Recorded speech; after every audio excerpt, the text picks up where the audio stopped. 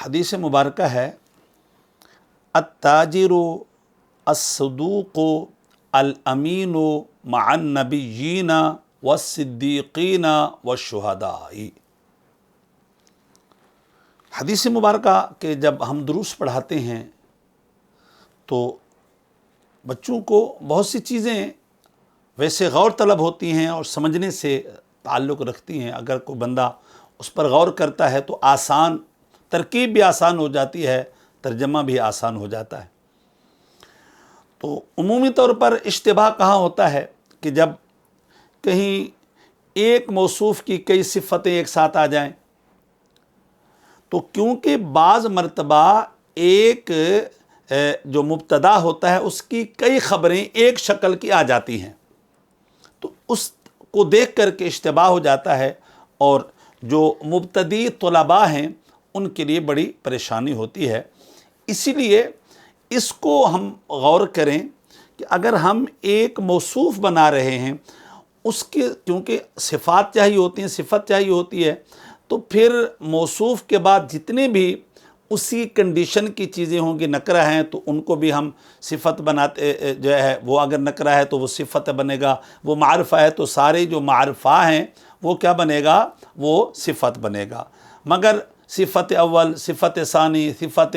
ثالث، صفت رابع، اس طرح کر کے ہم نے ترکیب کرنی ہوتی ہے۔ تو یہاں پر حدیث پاک ہے، حضور علیہ الصلاۃ والتسلیم نے فرمایا کہ سچا تاجر جو ہے، وہ تاجر جو کہ سچا ہو، وہ تاجر جو کہ سچا ہو اور امین ہو، امانت دار ہو،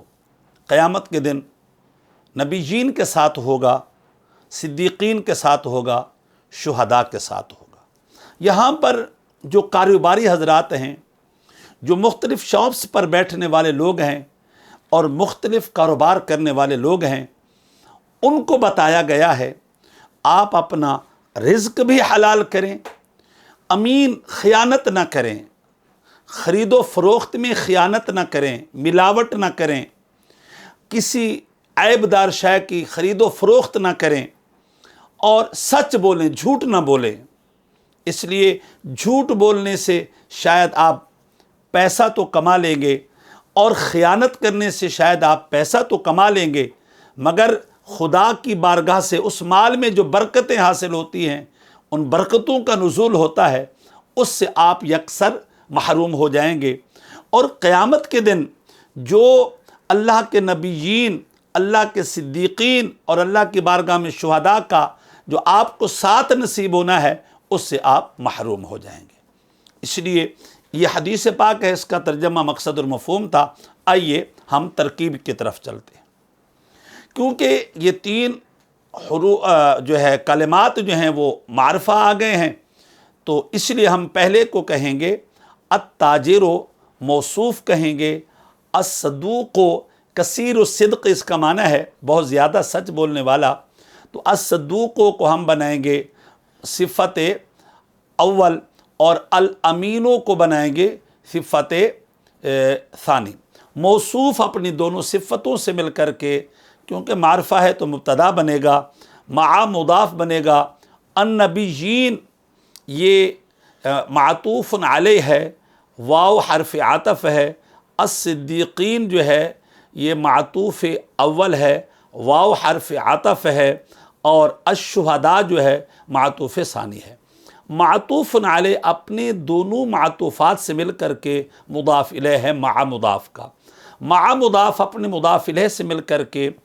اس کو عمومی طور پر کہ مفعول فی بننا ہوتا ہے، اپنے یا تو متعلق موجود ہوگا یا پھر ہم ڈھونڈیں گے، تو جو متعلق ڈھونڈنا ہوتا ہے تو اس کے لیے ہماری کتابوں میں لکھا ہوا ہے کہ بصری کہتے ہیں کہ ہم فعل نکالیں، اور کوفی کہتے ہیں ہم اس میں فاعل نکالیں۔ چلیں خیر، بہرحال مع ہوگا مضاف الیہ، اپنے مضاف الیہ سے مل کر کے ثابتہ فعل محذوف کا جو ہے وہ مفعول فی بنے گا، ثابتہ فعل اپنے فاعل، ہوا کی ضمیر پوشیدہ اس کا فاعل، اور مفعول فی سے مل کر کے جملہ فعلیہ خبریہ ہو کر کے خبر بنے گا، پہلے والے مبتدا کی مبتدا اپنی خبر سے مل کر کے جملہ اسمیہ خبریہ ہو جائے گا۔